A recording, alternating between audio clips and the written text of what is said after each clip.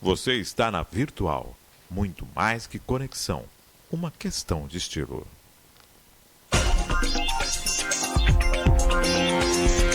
Virtual News.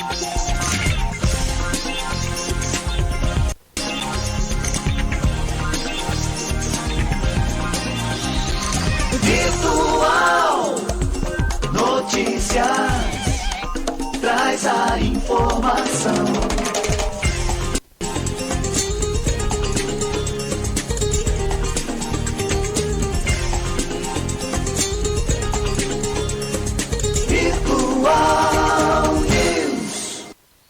Olá, bom dia, são 9 horas mais 35 minutos, um bom dia para você que se encontra em www.radiovirtual.com.br.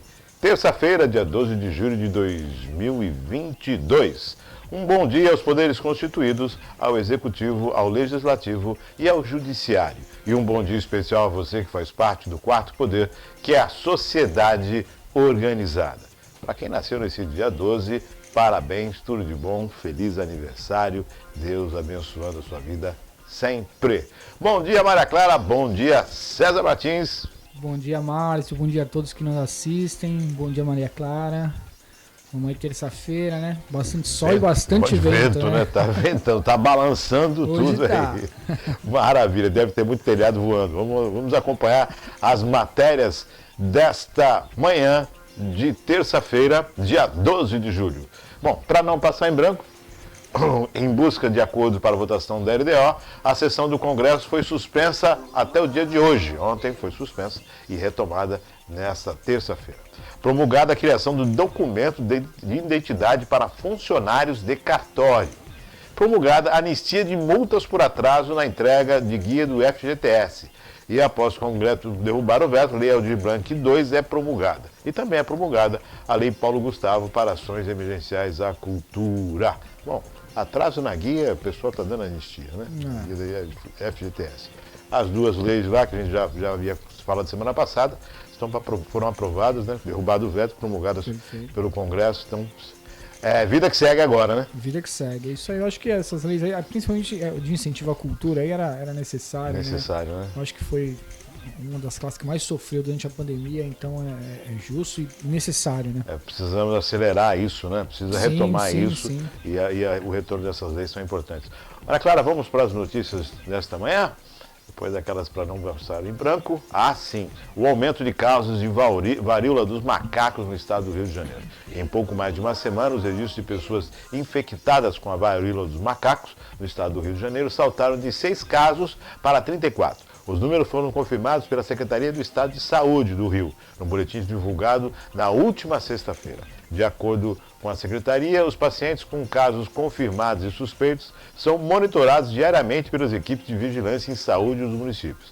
A pasta ressalta que, embora a doença tenha sido identificada pela primeira vez em macacos, o surto atual não tem relação com esses animais. A varíola dos macacos, homens com menos de 40 anos, são os mais afetados, diz a Organização Mundial de Saúde. Então, é a questão da varíola. A gente está falando nisso, já tem. Isso mostra que e os casos estão aumentando. Então, é algo que é preocupante. Começou fora do país, agora nós já temos casos no Brasil, e só no Rio de Janeiro olha o aumento de casos, né? E uma doença que quantos anos foi erradicada, foi considerada erradicada, né? Tanto é que há muitos anos, pelo menos umas 3 décadas, 4 talvez, já não se vacina a população como se vacinava anteriormente, a população em geral. E o problema que a gente tem hoje é a questão da produção. A gente conhece a vacina, só que tem um déficit aí na produção. Até retomar a produção em alta escala, a gente acaba encontrando uma dificuldade. Isso, né? Exato. Você está comentando sobre isso, Sérgio. A gente viu agora, na pandemia, primeiro houve uma produção em massa, atendeu algumas demandas, e depois, lógico, a demanda nacional, e agora o Brasil exporta a vacina. Sim. Né? Houve uma redução nos casos de vacinação no país, mas essa estrutura não poderia ter sido aproveitada para exportar a vacina?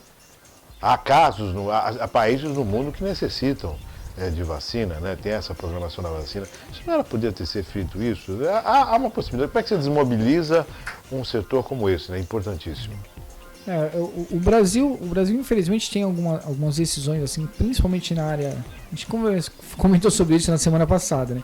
Na área de ciência e tecnologia, que acaba confundindo muito a população. A gente não investe nisso, né? A gente vai tapando sempre o sol com a peneira, joga um pouquinho de areia no buraco e acha que resolveu o problema. Vai passar 2, 3 dias, o buraco tá ali novamente. Vida de avestruz, né? Enfiou a cabeça do Exato. Então, quer dizer, a gente consegue desenvolver a tecnologia, a gente consegue desenvolver a capacidade de produção e, de repente, abre mão.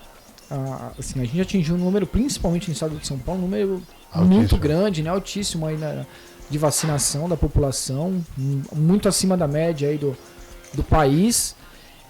Tem ainda alguma dificuldade, mas assim como tem dificuldade com todo o restante das vacinas, aí é por conta de educação, é por conta de ideologia e não por ineficácia do sistema de vacinação, que graças a Deus nosso país né? Tem excelência no sistema de vacinação. Então eu acho que é aí que tá, o que falta, vamos aproveitar, vamos exportar. Como você falou, a gente importou tanto, gastou tanto dinheiro comprando, vamos, ao invés de perder essas vacinas, vamos exportar, principalmente a quem precisa, né? Para quem precisa, é uma questão até humanitária. Sim. Vamos a mais uma matéria nesta manhã. E o café da manhã acumula a maior alta da inflação. Tomar café da manhã desta vez está cada vez mais caro. A principal refeição do brasileiro teve aumento de 26,15% entre julho de 2021 e junho de 2022, enquanto a inflação registrada no período foi de 11,89%. Segundo o IPCA, Índice Nacional de Preços ao Consumidor Amplo, divulgado também na sexta-feira passada pelo IBGE, Instituto Brasileiro de Geografia e Estatística. Para o cálculo, foi considerada uma refeição matinal completa. Café da manhã, leite, pão francês, manteiga, bolo, pão doce, iogurte, pão de queijo, biscoito, pão de forma, queijo e requeijão. Isso é um café da manhã do brasileiro comum, né? Ô Márcio, quem está acostumado em um mercado sempre consegue notar, e é absurdo. O preço do café é um negócio que tá absurdo. Está absurdo. 500 gramas de café você vai comprar, você está falando de 20, 25 reais. 500 gramas de café, algo que a gente pagava até pouco tempo atrás, 5, 6 reais.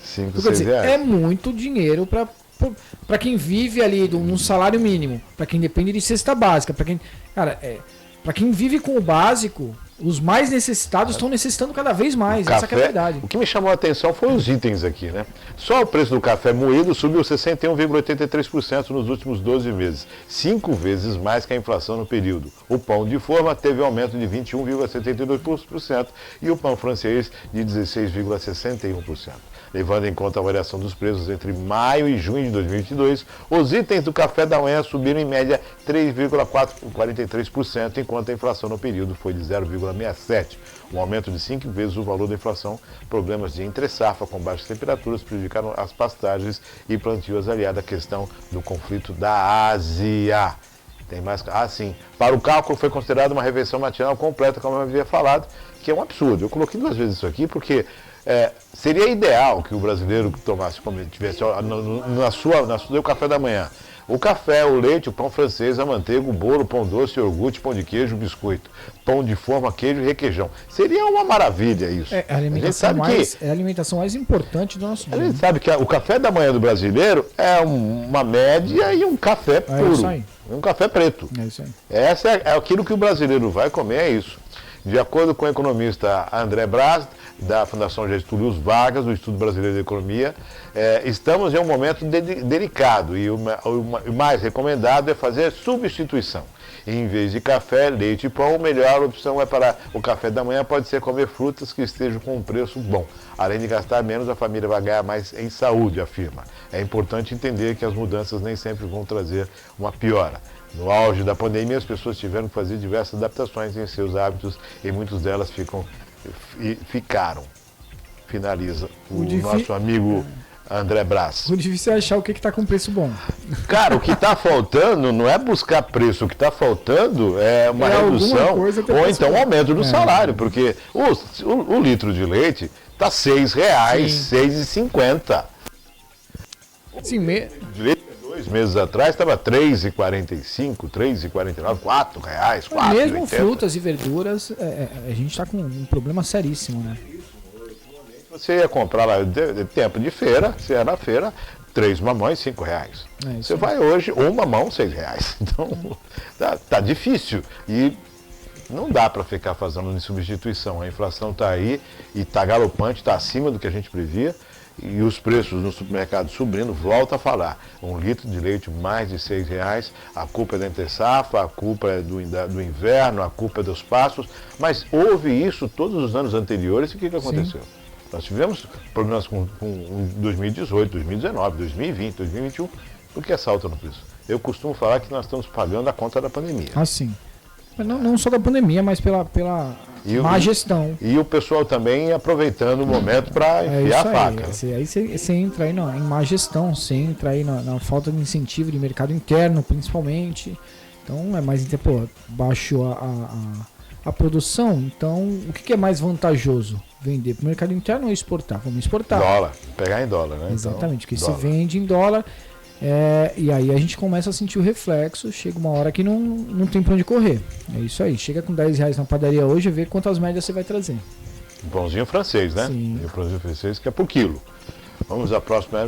Você deu um bom exemplo do café, né? R$20 e poucos. E empresas avaliam a tendência mundial para a redução de semana de trabalho de 5 para 4 dias. Mais de um século desde a adoção da semana de 5 dias de trabalho pelo americano Henry Ford, que virou regra no mundo todo, um novo modelo com apenas 4 dias de atividades começa a ser testado, com resultados positivos. No Brasil, companhias que instituíram a nova jornada veem melhorias de eficiência e bem-estar dos trabalhadores, retenção de talentos e até o aumento das receitas.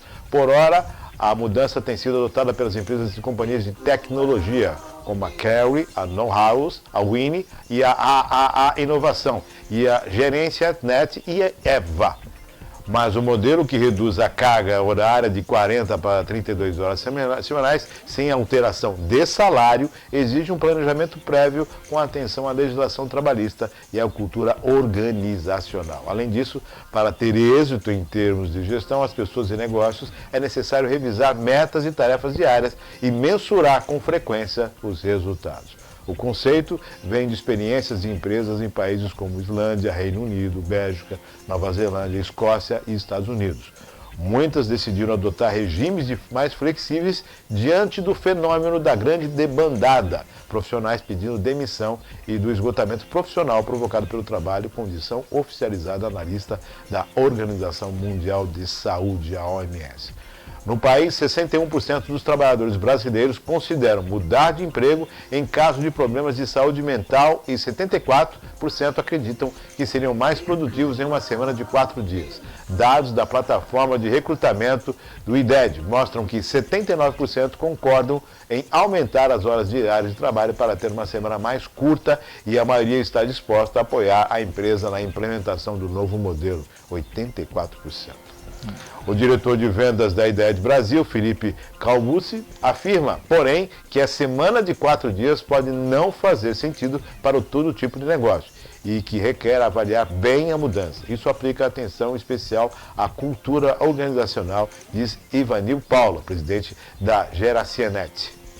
A decisão de adotar a semana de 4 dias diz muito sobre como evoluir a sua produtividade e eficiência do que reduzir um dia de trabalho, diz o presidente da plataforma Winning, o Jean Martinez. A empresa adotou a sexta-feira livre em 2021 e já vê melhora e bem-estar dos trabalhadores e redução da rotatividade, um aumento de receita. É um novo conceito, né? Sensacional. É um novo conceito. Márcio, eu sempre, assim, desde os meus 20 anos, eu comecei a trabalhar muito cedo, comecei a trabalhar com 11, 12 anos, e aí desde os meus 20 anos eu comecei a fazer a gestão de equipes também. E uma coisa que eu sempre acreditei, que eu aprendi isso, graças a Deus, grandes líderes, é que você aumentando a qualidade, você aumenta a quantidade. Agora, você aumentando a quantidade, você não aumenta a qualidade. Não vai dar a qualidade, né? É o inverso. Você aumenta a quantidade, você aumenta o volume e você vai perdendo em qualidade. Agora, quando você trabalha a qualidade, bem-estar, você começa buscando resultado, você começa a, de fato, aumentar a produtividade por conta disso. Você vai ter funcionário mais feliz, você vai ter uma equipe motivada, você vai ter uma equipe descansada, você vai ter uma equipe que veste tua camisa. Se você vira aquele o senhor do engenho dando chicotada em todo mundo, cobrando, e hora extra todo dia, e de segunda a sábado, aquela loucura alucinante. Vai chegar uma hora que a pessoa vai se esgotar, ainda mais no mundo de hoje. A pandemia trouxe aí uma realidade pra gente que muitas pessoas não acreditavam, que é o trabalho à distância. Você não tem que estar aqui do meu lado para estar junto. Pode ter o home office ali, trabalhando, desempenhando até melhor. Eu tenho amigos que mudaram de país, continuam na mesma empresa e ainda foram promovidos. Então, quer dizer, trabalhando, o camarada na empresa aqui de Santos está trabalhando no Canadá. Ele trabalha de casa, trabalha mais feliz, foi para um país que ele gostaria de ir, foi junto com a esposa, que foi fazer alguns cursos lá, e o rapaz ainda conseguiu a promoção dele. Então, quer dizer, há resultado. Exato, então quer dizer, há resultado. Você não tem que estar colado ali trabalhando 12, 14, 16 horas por dia para ser um bom funcionário e para produzir bem. Então, sensacional para mim. Chama a atenção essa questão, que aí fica a pergunta: o que você gostaria de trabalhar segunda, terça, quarta e quinta?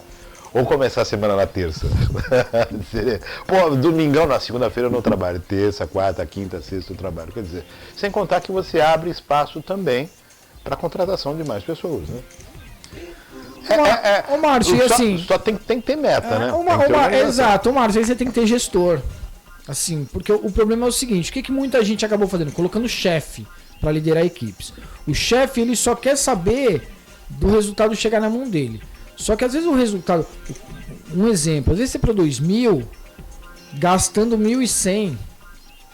E às vezes você produz 800, 700 gastando 300. Cara, onde você vai ter um melhor resultado? Eu prefiro produzir menos num custo menor que o meu lucro. Só que isso aí quem vai pensar nesse tipo de coisa é um gestor. Não tem que colocar um chefe que o chefe acha: não, mas eu produzi esse mês 1 milhão. Tá, mas gastou 2. Quer dizer, a gente fechou no negativo. Eu tô saturando equipe, eu tô saturando equipamento, eu tô saturando estrutura. Porque se você tem menos equipe no teu escritório, produzindo igual ou mais, você tem um camarada com mais bem-estar, mais qualidade de vida, mais feliz, mais motivado e um dia menos de escritório funcionando. É menos papel, é menos caneta, é menos água, é menos luz, é menos tudo. Eu vejo do ponto de vista, como falou que nem todo setor pode ser aplicado, há a possibilidade de aplicar sim nos setores. Digamos que setores que têm aí, não são ininterruptos, né, não tem essa parada, mas você pode aumentar o número de pessoas trabalhando, sim, ofertar o mercado de trabalho, né? Não é preciso a empresa parar um dia, ela pode ter alternância nas pessoas que estão trabalhando. Você vai 4 dias na semana. É o que eu te falei. Você vai trabalhar mais 4. Se aumentando a tua qualidade, a tua produtividade naturalmente vai subir. E aí você consegue ter espaço para mais pessoas. E aí você vai ter uma equipe que trabalha de segunda a quinta e outra que trabalha de terça, sexta. É o que eu muitas vezes eu falo em relação à hora extra. Se tem um funcionário seu que está fazendo muita hora extra, ou você não está sabendo gerenciar direito, ou você está precisando contratar mais alguém. Muitas horas em escritório não quer dizer ser bom funcionário. Ser bom funcionário. Então observa aí. E, bom, o problema é que é a lei de Gerson que impera no país, né? Às vezes as pessoas tentam implantar coisas boas e acaba a lei de Gerson imperando. Sim. Mas uma boa, tá aí 4 dias. Já pensou, Maria Clara? Segunda, terça, quarta, quinta, né? Gostou, né? Tá, eu também. Vamos para o próxima matéria desta manhã. Ah, sim, a 26ª Bienal Internacional do Livro de São Paulo supera o público. Após 4 anos de isolamento social, o evento, perdão, 4 anos e 2, estão 2 de isolamento, né? Foram 4. Sem a Bienal, no isolamento social, o evento estimulou a venda antecipada de ingressos, 90%, e atraiu 660 mil visitantes, 10% superior ao público da edição de 2018, segundo ainda a pesquisa realizada durante o evento pelo Observatório do Turismo de São Paulo. O ticket médio foi de R$ 226,96,44, um aumento de 40% comparado a 2018. O esforço para a democratização do acesso ao livro foi confirmado pelos resultados de ações como cashback no valor pago do ingresso e o Vale Livro, o voucher individual de R$ 60, distribuído a alunos e educadores da Rede Paulistana de Ensino, destinados à aquisição de livros direto com as editoras. o valor de 7,2 milhões durante os 9 dias da Bienal. E não faltou a diversidade em gêneros literários, como todos os gostos e bolsos conferidos no conjunto de 300 autores nacionais e 30 internacionais. O visitante da Bienal encontrava livros com descontos nos salões e nos estandes das editoras. Bacana. Então, na verdade, nós tivemos a pandemia, foi de 2018, e no início da pandemia, que seria 2020, o ano da Bienal, houve a suspensão. Então, oficialmente, são 4 anos sem Bienal e recorde de público, né? Assim, uma das notícias incríveis, né, que dá orgulho de ser brasileiro.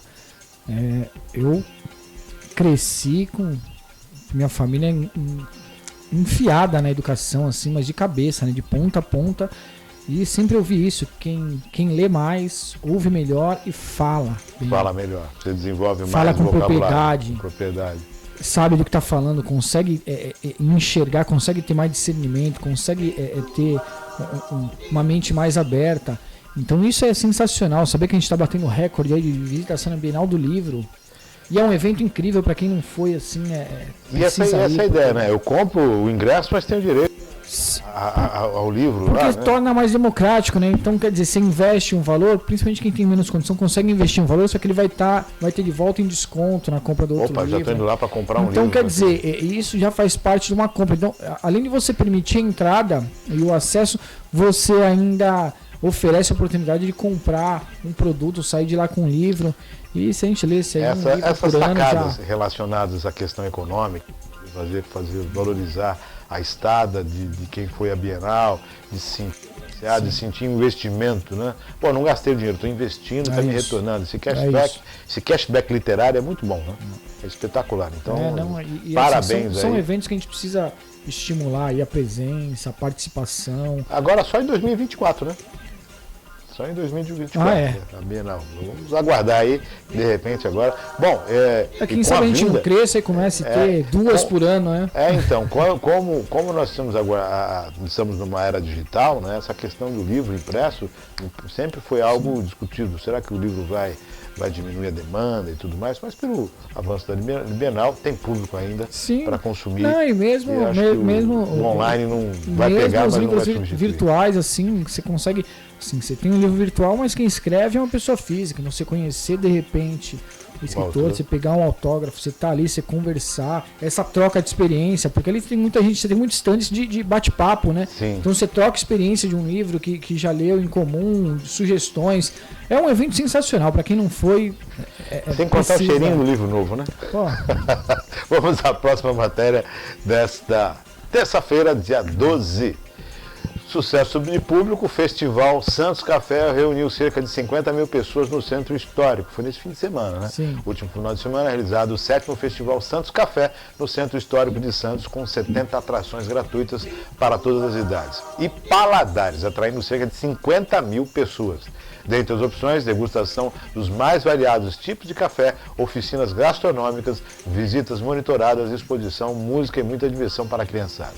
Na edição deste ano, uma grande novidade, o espaço Pet Friend, que marca a presença na Praça Mauá, Doca de Antiguidades, Estação do Valongo e a Casa de Frontaria Azulejada.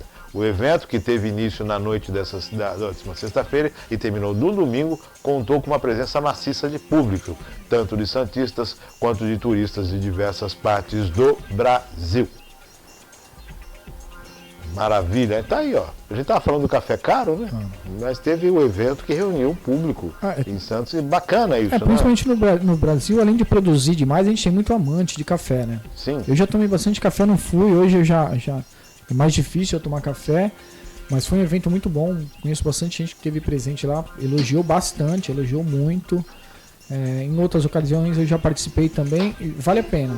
Assim, é o tipo de coisa que a gente precisa estar estimulando, Márcio, sabe? Aí é que tá. O Brasil ganha muito dinheiro exportando café, o Brasil produz café aí que chega em todo lugar do mundo e com altíssima qualidade. Então a gente precisa estimular, precisa conhecer o que tem e precisa consumir para começar a valer a pena. Para valer a pena, o produtor também deixar esse produto no Brasil e não mandar só para fora. Não, e não a gente ficar aqui A com o preço pior acessível. café, né? Vamos Sim. ficar com o melhor café.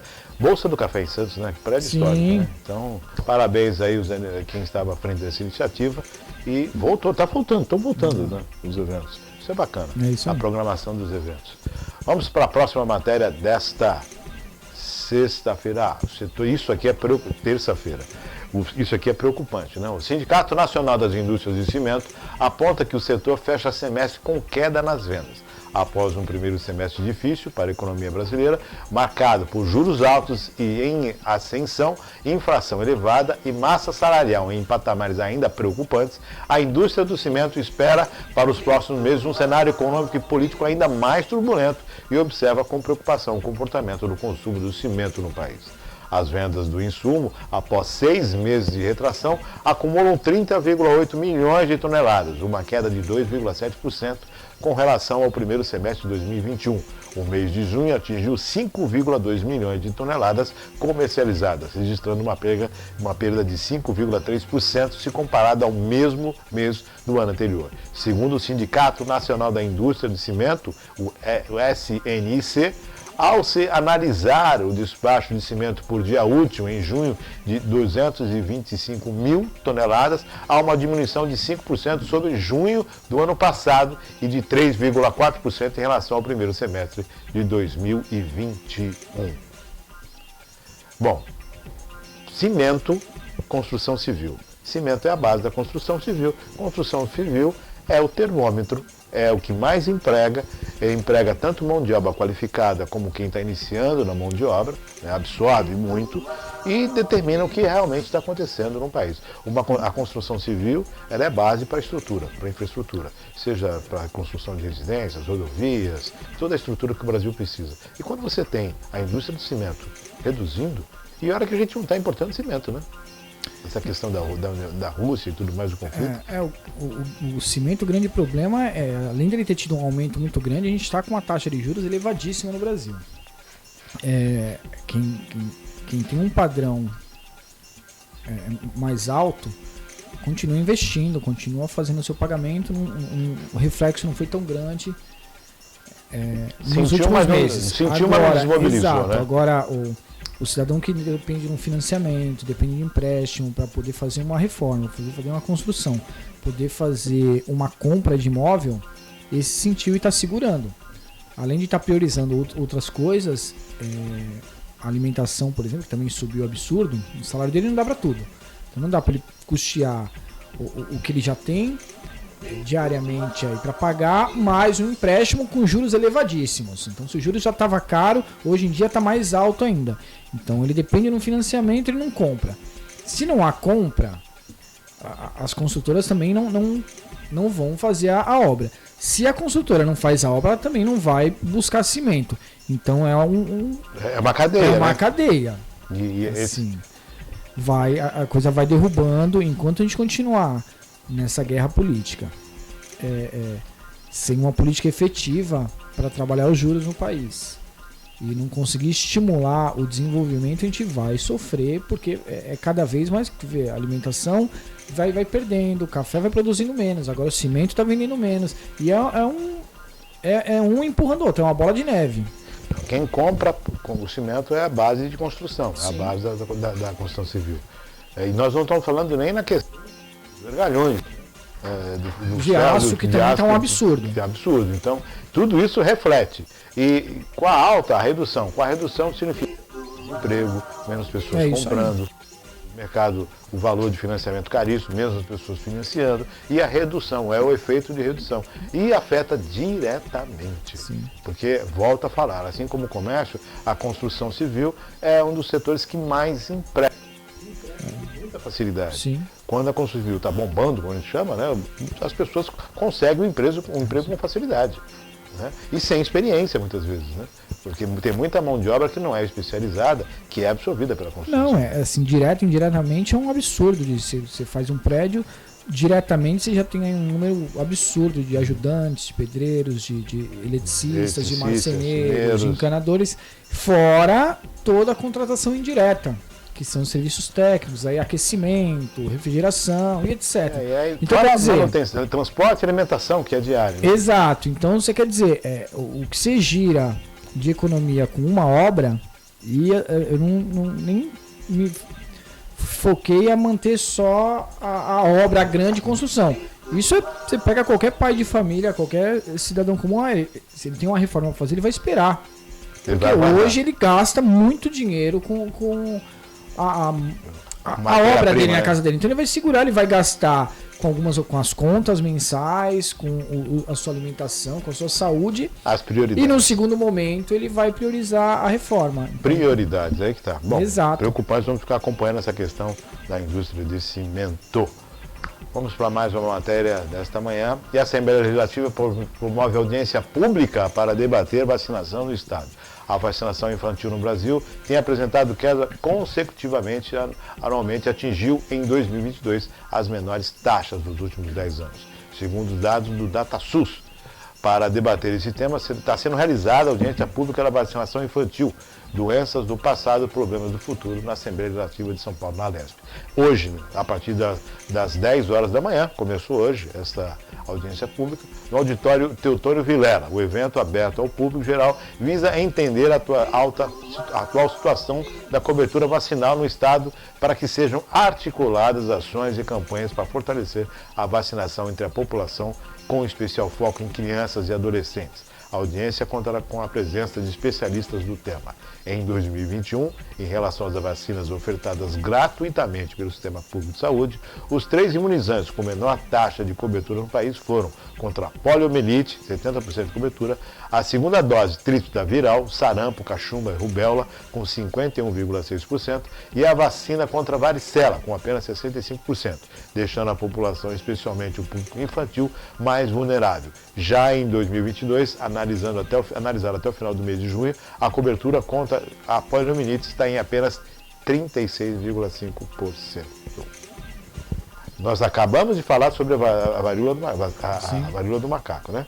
E agora nós estamos falando sobre a vacinação, a preocupação que essa audiência pública tem hoje, né? Quanto a essa questão que envolve a vacinação no país. Tudo bem que é hoje a audiência pública, né? E isso deveria ser feito há mais tempo, observado há mais tempo, essa questão da vacinação, mas antes tarde do que não. Na verdade é gradativo, né? É interessante aquela parte ali, ó, das 15 vacinas que deveriam ser aplicadas nos primeiros 4 anos de vida, pelo menos 9 estão abaixo dos índices recomendados pela OMS. Sim, a gente tem, infelizmente, isso a gente tem assistido ao longo dos últimos anos. As pessoas estão descrentes. Eu já ouvi discurso que não, sinal de vacina é plano de marketing para vender mais vacina, não tem eficácia. E a gente está vendo doenças que já não existiam mais, a gente já não ouvia se falar, poliomielite, cachumba, sarampo que praticamente a gente não via, não via, era raro. E hoje a gente está tendo aí, em alguns lugares pandemia. Né? É preocupante isso, essa questão do sarampo, né? Foi tido como erradicado no país. Tá? Não, é lamentável. E assim. aí agora se depara com casos, né? Com casos de sarampo e o aumento que chama muita atenção. Eu acho importante a atitude de São Paulo, da Alesp, a gente sair na frente, né? Porque isso não é um problema exclusivo de São Paulo, isso é um problema nacional, precisa urgente reforçar campanhas. Assim, se esse é o nível de São Paulo, eu fico imaginando o nível nacional de vacinação, porque se São Paulo que trabalha bem, ainda faz diversas ações para estimular a vacinação, você imagina, né, nos cantos do interior do país, o que não acontece. Então eu acho de extrema importância, tem sim que reforçar a campanha, tem que colocar as secretarias de educação, tem aí os programas de saúde na escola, tem que entrar dentro da escola, tem que conversar com as crianças, com os pais, tem que voltar fomentar para a gente tem que vacinar. A gente tem à disposição e precisa atender 100%, se não o máximo possível. 60% é um número muito baixo. A gente estava conversando aqui no making off e o César comentava a respeito do conceito de não vacinar, né? Muitas pessoas estão entrando nessa questão de não vacinar e não acreditar mais nas vacinas. Sim. O mundo evoluiu. Se nós voltarmos aí há 500 anos atrás, as pessoas não viviam muito tempo, não. Não se tinha uma longevidade, né? Hoje o brasileiro passa dos 80 anos, né? Sim. Então, essa longevidade se dá também ao avanço da medicina e também à questão das vacinas. É necessário se imunizar. As pessoas têm um conceito de, não vou tomar vacina. Bom, é uma escolha, mas o vírus está aí. O que a gente não pode esquecer é que hoje a gente também tem algumas doenças como colesterol, problemas de colesterol e tal, cardíacos, muita gente morrendo com problema cardíaco muito mais cedo do que se morria antigamente. Porque a gente se alimenta muito mal, a gente se exercita muito pouco e sem vacinar a gente só torna a qualidade da nossa saúde mais frágil. Mal, dorme pouco, vive estressado, não, é sedentário, quer dizer... Para se alimentar você tem que ter uma condição muito melhor do que se tinha antigamente, porque está tudo muito caro. Então, tá difícil, assim, manter. E aí se abre mão da vacina, que é exatamente para prevenir doenças, aí você sobrecarrega a SUS para poder dar o atendimento de quem está doente. Hepatite C e tudo isso. Quanto às hepatites, tem várias, né? Todos os anos é bom estar aí com a sua vacinação em dia. Mas e se a gente tem um serviço que a gente tem no SUS, é só ir lá no posto de saúde e você recebe a vacinação. Basta se apresentar. Então, gratuitamente. Vá comprar uma vacina dessa no particular para você ver quanto é que custa. Vamos à próxima matéria desta terça-feira. E o governo do Pará vai trocar a delegada. O governo do Paraná vai trocar a delegada responsável pela investigação do assassinato de Marcelo Arruda. Marcelo Arruda foi alvo de um ataque por parte de Jorge Guaranho durante a celebração de seu aniversário, cujo tema era o ex-presidente Luiz Inácio Lula da Silva e o PT, Partido dos Trabalhadores. A delegada Iane Cardoso é apontada pelo PT como suspeita de conduzir a investigação por já ter feito publicações antipetistas nas suas redes sociais. A presidente do partido, Gleice Hoffmann, denunciou as postagens. Quem assume a investigação é a delegada Camila Coquinello, chefe do DHPP, Divisão de Homicídios e Proteção à Pessoa, no Paraná. A assessoria da Secretaria do Estado de Segurança Pública do Paraná afirmou que a troca se dá porque a Divisional de Homicídios tem mais recursos e experiência para essa situação. O PT deve pedir a federalização do caso após as suspeitas de parcialidade da delegada Iane Cardoso. A Justiça decretou a prisão preventiva do policial e autor dos disparos que terminaram com a morte do tesoureiro do PT em Foz do Iguaçu, no oeste do Paraná. Jorge Guaranho está internado em estado grave, mas estável, segundo a Secretaria de Segurança Pública. O sepultamento de Marcelo Arruda aconteceu ontem às 14 horas em Foz do Iguaçu. É um caso que tomou uma conotação internacional. Já é comentado já pelo mundo esse fato de que duas pessoas acabam se desentendendo e por um viés político se tem essa tragédia. Sim.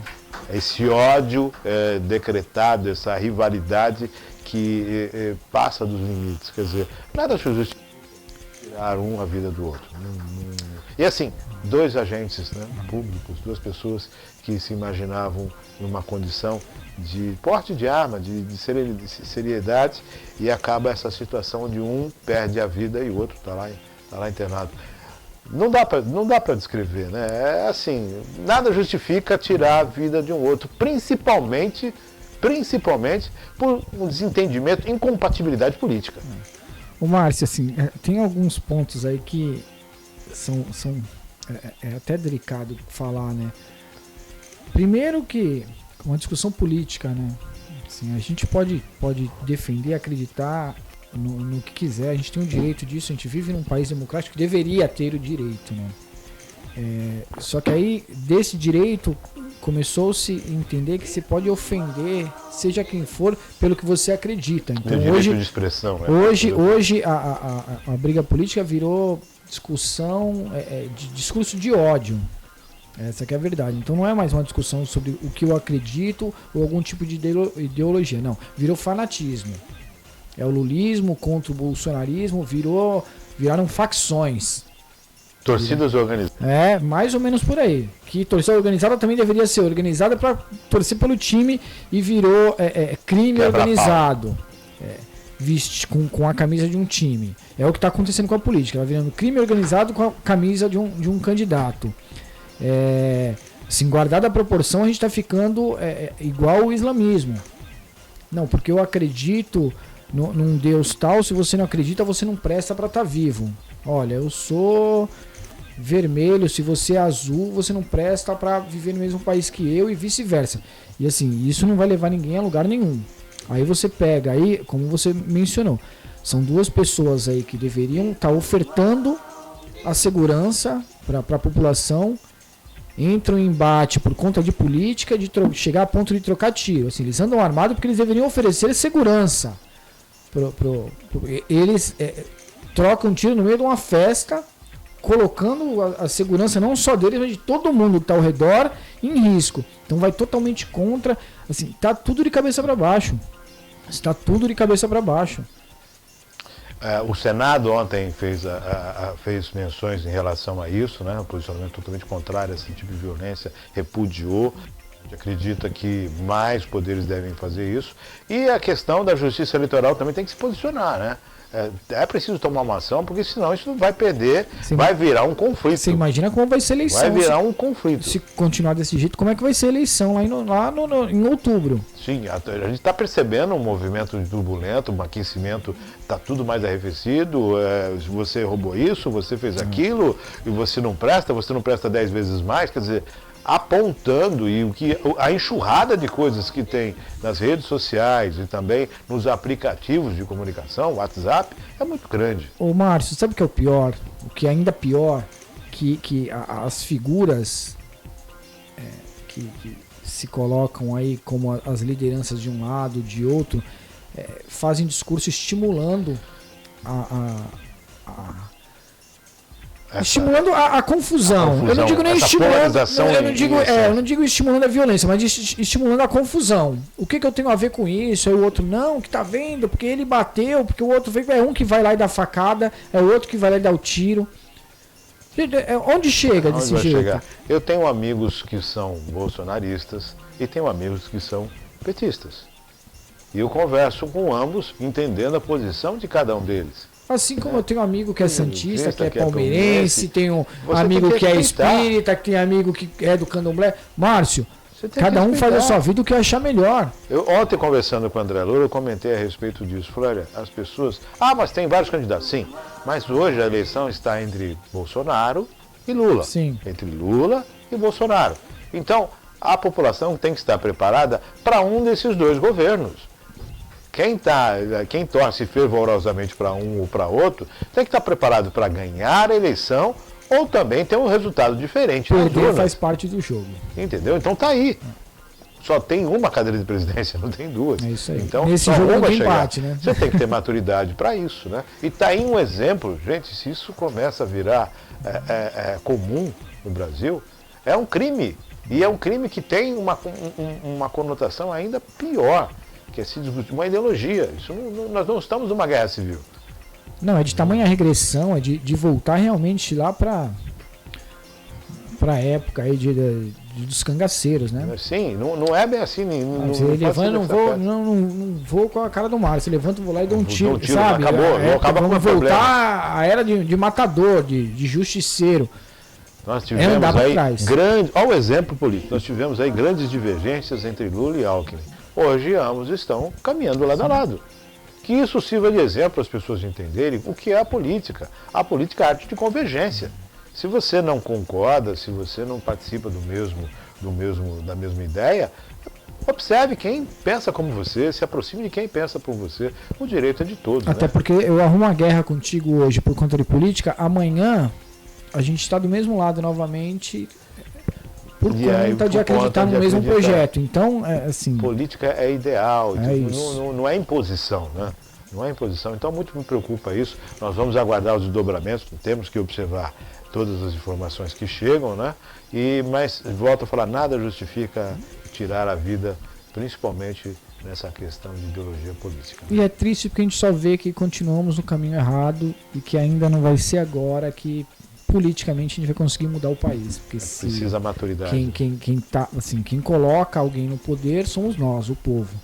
Se o povo está tendo atitude e essa mentalidade, A gente ainda não. A gente só mostra que ainda não tem condição de colocar o mais preparado sempre num lugar ou no outro. Nós não temos inteligência emocional. Exato. Ainda. É isso que precisamos avançar. Exato. Da inteligência emocional, os sentimentos da família. Né? E ambas as famílias, né?